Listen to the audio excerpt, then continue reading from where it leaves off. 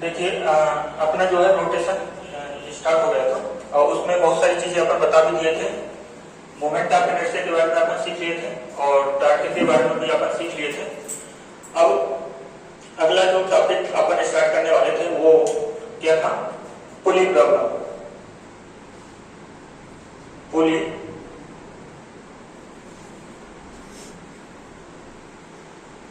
पुली problem. अब NLM में अपन पुली problem बहुत सारी अपन सॉल्व किए हैं। यहाँ पे थोड़ी सी चेंजेस रहेगा। चेंजेस क्या रहेगा कि यदि मैं बनाता हूँ पुली सिस्टम, एक बहुत सिंपल सा पुली सिस्टम बना रहा हूँ।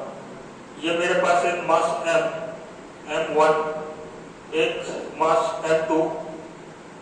अभी तक जो सवाल अपन कर रहे थे तो इस पुली का अपन मास नहीं लेते थे।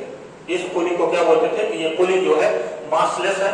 और तो मास ना होने की वजह से क्या होता था कि यहाँ पे टेंशन और यहाँ पे टेंशन सेम आती थी, मतलब पूरे स्ट्रिंग में टेंशन क्या थी? सेम थी। अब हुआ क्या कि इस पे मास आने से इस पे मोमेंट ऑफ इनर्शिया डेवलप हुआ, जो अपन बोल दिए I, और यहाँ पे मैं रेडियस इसकी बोल देता हूँ R। अब यदि मैं बताऊं कि मैं बोल देता हूं कि M2 is greater than M1, तो इसमें हुआ क्या? अब एक चीज अपने को और यहाँ पे मानना है कि जो मेरी स्ट्रिंग है, स्ट्रिंग जो है इस पुली के साथ जो है स्लिप नहीं करती, यानी कि कौन सा केस है? No slipping. नो स्लिपिंग तो स्लिप नहीं करती। तो क्या है कि यदि ये M2 ग्रेटर है तो इसका मतलब है कि ये नीचे जा रहा होगा, ये ऊपर जा रहा होगा। तो इससे क्या होगा कि ये जो पुली है मेरी, ये पुली ऐसे रोटेट कर रही होगी। क्लियर है? यदि पुली ऐसे रोटेट कर रही है तो अब देखो इसके पास मास होने की वजह से इस स्ट्रिंग में यहाँ पे यदि टेंशन T1 बोलता हूं तो यहाँ पे टेंशन T2 होगा। यहाँ पे T1 और T2 बराबर नहीं होंगे। क्लियर? यदि टेंशन T1 T2 बराबर नहीं है, अब मैं इसकी एफबीडी बनाता हूं तरीके से, तो इस बॉडी पे नीचे फोर्स लगेगा M1G। क्लियर? इस बॉडी पे नीचे फोर्स लगेगा M2G। तो अब यदि मैं इस बॉडी के लिए यदि इक्वेशन लिखना चाहूं तो M1 नीचे फोर्स लग रहा है M1G, ऊपर फोर्स लग रहा है T1। अब बात समझो कि ये जो बॉडी है ये ऊपर जा रही है एक्सीलरेशन A से। क्लियर? तो और ये वाली बॉडी नीचे जाएगी एक्सीलरेशन A से। क्लियर है? यदि इतना क्लियर है तो अब यहां से ये बॉडी ऊपर गई एक्सीलरेशन A से, तो मैं यहां से लिखूंगा इसका मतलब T1 is greater than M1G। तो क्या आ गया मेरे पास? T1 minus M1G equal to M1 into A। एक इक्वेशन बन गई मेरे पास। कितने अननोन है मेरे पास? यहाँ पे 2। अब इसकी एबिलिटी बनाता हूं M2 की। तो M2 पे फोर्स T2 ऊपर, नीचे M2G। तो यहाँ पे M2G ग्रेटर है क्योंकि ये बॉडी क्या है? नीचे ट्रेवल कर रही है। तो यहां से मैं लिखूंगा M2G minus T2 equal to M2 into A। ये दूसरी इक्वेशन बनी। अब यहाँ पे 3 अननोन आ गए। 2 यहाँ पे है, 2 यहाँ पे है, लेकिन ये दोनों कॉमन है तो 3 अननोन है।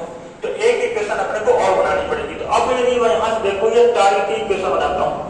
अब इस पुली पे, अब पुली की बीडी यदि बनाऊं तो मेरे पास ये पुली है। अब इस पुली पे इधर फोर्स लग रहा है T2, इधर फोर्स लग रहा है T1, और ये पुली मेरी ऐसे रोटेट कर रही है, मान लेता हूं अल्फा से।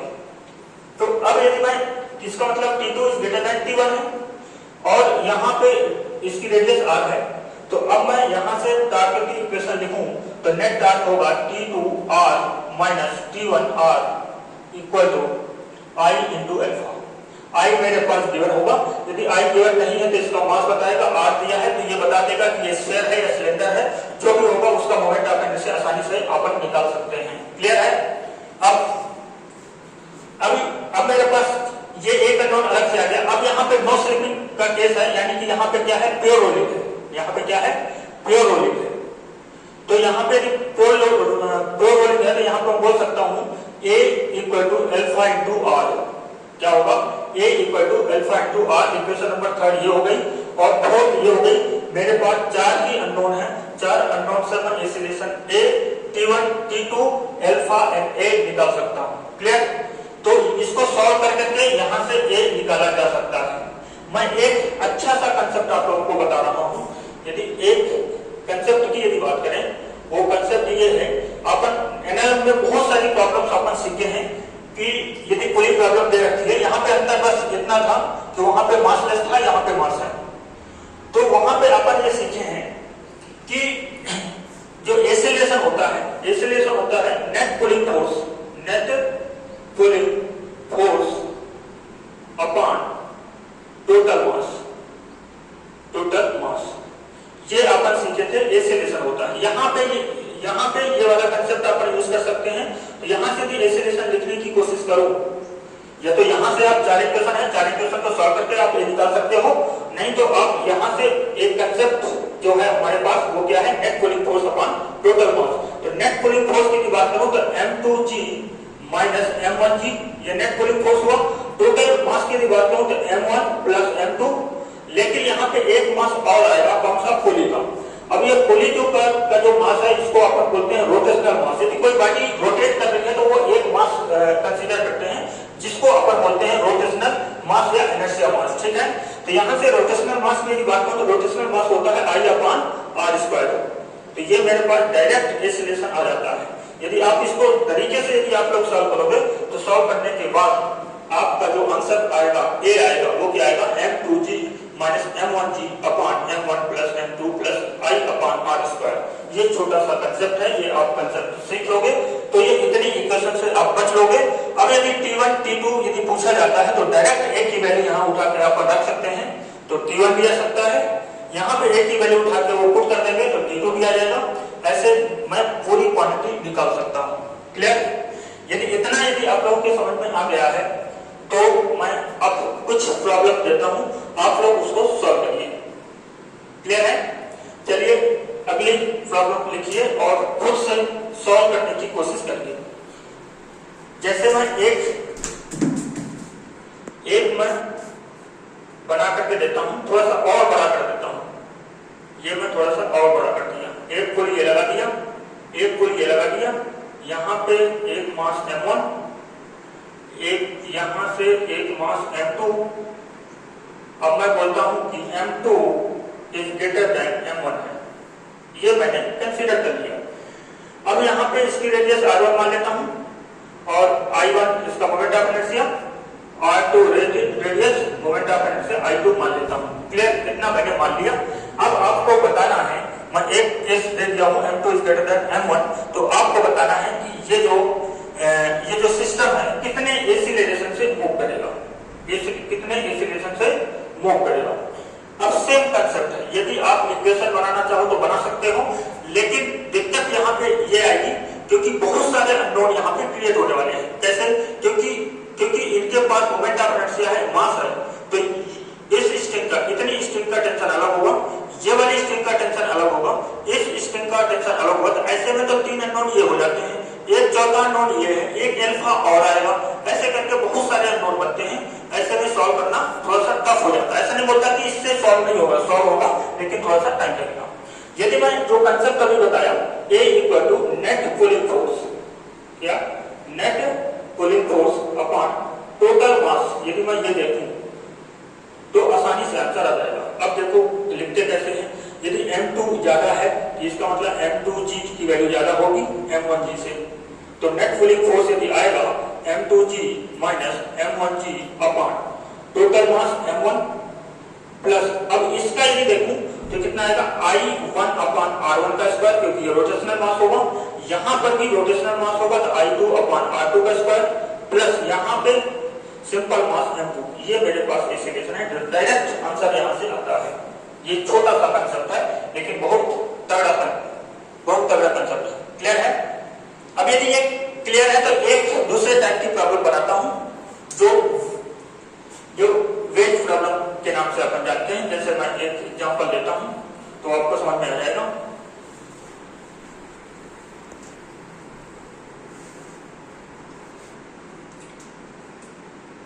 जैसे मैं इस टाइप की भी प्रॉब्लम सॉल्व कर सकता हूं। कंसेप्ट यही है, ये मेरे पास क्या है, ये θ1, ये θ2, यहाँ पे मैं पुली बना दिया, यहाँ पे एक मास, एक क्या है, या मैं सिलेंडर ले सकता हूँ या सेल ले सकता हूँ, जो भी है वो बताएगा, वो बताए। यदि प्रॉब्लम बताता है तो मैं यहाँ से I निकाल लूंगा, है ना, ये तो डायरेक्टली I दिया होगा तो मैं अभी I1 मान के चलता हूँ, मैं इसकी रेडियस R1 मानता हूँ, मैं जनरल केस लेकर चलता हूँ, ये R2 और इसकी रेडियस R2 और ये मेरे पास पुली I3 जिसकी रेडियस कितनी है R3। अब मैं यदि एक्सीलरेशन निकालूं, इसका मैं मास m1 कंसीडर करके रखता हूं, इसका मास m2 कंसीडर करके रखता हूं, वो मास दिया होगा तो वहां से I2 I1 आसानी से निकाले जा सकते हैं, क्योंकि ये बताया जाएगा कि सिलेंडर है या स्फीयर है या और कोई बॉडी है। अब देखो यहां से एक्सीलरेशन है तो मुझे लिखना है, तो या तो प्रॉपर तरीके से इक्वेशन बनाओ या net pulling force upon total मास करके देखो। तो नेट पुलिंग फोर्स यदि देखें तो इस पे जो फोर्स लगने वाला है वो क्या है m2g sin θ2, इस पे जो फोर्स लगने वाला है वो क्या है m1g sin θ1। ये है मेरे पास। अब इन दोनों में मुझे चेक करना है कि कौन सा ज्यादा है। मैं मान लेता हूं ये ज्यादा है, इसका मतलब ये इधर आएगा, एक्सीलरेशन इधर आएगा, इसका ये ऊपर जाएगा, नीचे जाएगा, एक्सीलरेशन ऐसे। एक्सीलरेशन ए की value net pulling force m2g sin θ2 minus m1g sin θ1 upon. अब देखो टोटल मास की बात, यदि इसकी बात करूं तो m1 तो एक रोटेट भी बॉडी कर रही है, इसका रोटेशन भी होगा, तो रोटेशन की वजह से इसका क्या आने वाला है I1 अपॉन r²। ये रोटेशनल मास कहलाएगा। क्या कहलाएगा? ये रोटेशनल मास कहलाएगा। क्लियर है? अब मैं बात करूं इस पुली की, इस पुली में ये बॉडी ट्रांसलेट नहीं कर रही है, ये बॉडी ट्रांसलेट भी कर रही है और रोटेट भी कर रही है।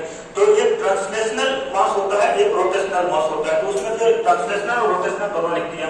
लेकिन ये बॉडी सिर्फ रोटेट कर रही है, इसका रोटेशनल मास होगा कितना I3 अपॉन r3q² प्लस इसकी यदि बात करो तो कितना m2 plus I2 upon r2²।